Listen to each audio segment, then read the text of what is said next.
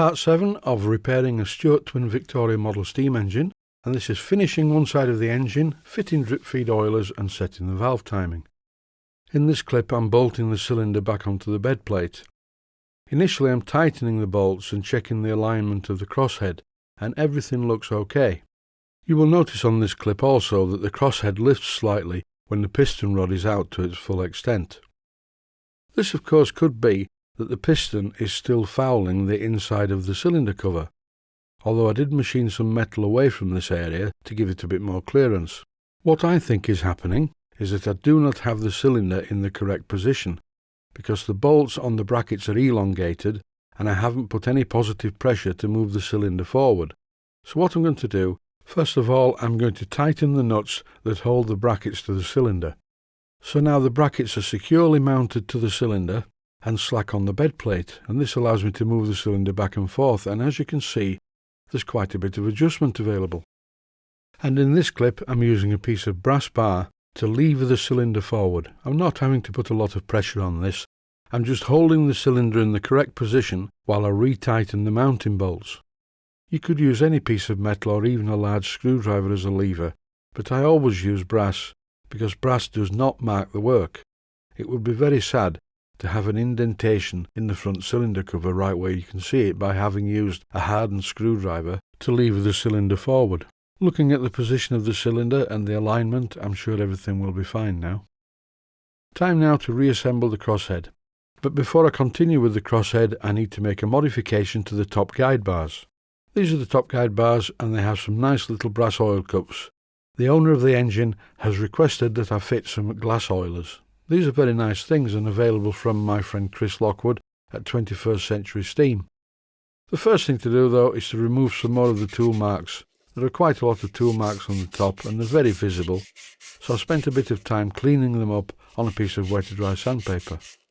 And here is a shot of the miniature glass oilers fitted to the crosshead guides, ready to provide very small but very essential lubrication for the crosshead as it goes back and forth in the guides. A quick word about setting the timing. This is not really a tutorial for setting timings on a steam engine. I've already done one of those in the Steam Engines for Beginner series. I would always set the timing to start with at 90 degrees to the crank. What that means is that the largest lobe of the eccentric is at 90 degrees to the main crank web. Some eccentrics are difficult to set. This is an easy one because it has an external screw. Sometimes the grub screw is in the eccentric itself and you have to remove the eccentric strap. This is a real pain, and in that case I would normally drill a hole to get an Allen key in. For securing the eccentric to the crankshaft I would always use an Allen head grub screw. This is a slot head grub screw and really it needs to be a lot shorter. The slot head needs to be down in the metal because if you put too much pressure on it, one side of the slot head will just disappear. It will break. And the other problem, of course, in having this grub screw arrangement on the small collar which is attached to the eccentric is that it's quite thin and you can easily strip the threads, whereas if it's in the eccentric sheave, the thread is all the way down through the middle of the sheave, which is much better. And speaking of broken slot head grub screws, here's one. This is a grub screw in the rocking lever arm that operates the valve gear, and clearly one side of it is broken away, and luckily I can get a pair of pliers on it and remove it.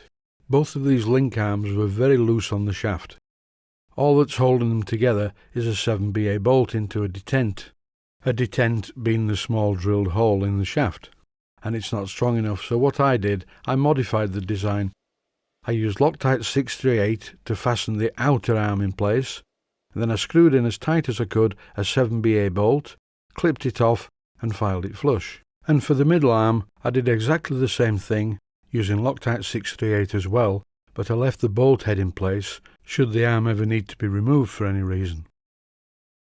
This is an aerial view of the valve in the steam chest, and you will notice, those of you who are very eagle-eyed, that there is a fault on one of the ports. Not the one I'm showing at the moment, that one's fine. The other one, it has a step in it, and it's a casting error. I mentioned it in the last episode, but it doesn't seem to be too bad and I think it will be fine. The main thing is the rocking lever's perfect, no movement at all. And now I'm setting the valve timing. What I'm doing is rotating the flywheel, which in turn moves the connecting rod, which in turn moves the valve in the steam chest. Here's the basic process for setting the valve timing on a steam engine. Rotate the crankshaft, and by the way, only ever do it in one direction. Never reverse the direction. Whichever direction you choose, it's best to choose the direction the engine is going to run in. You move the flywheel and the valve moves across the ports. It must move an equal amount at both ends, therefore uncovering an equal amount of the ports. Now this one is a little bit of a compromise because one of the ports is not right, but in the end I got it somewhere near.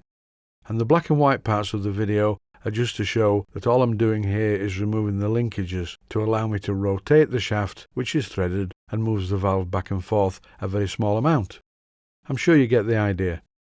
This is quite a tedious but then again at the same time a very satisfying job, because when you finally get the valve to move across the ports an equal amount at each end, you know that the engine is timed to perfection.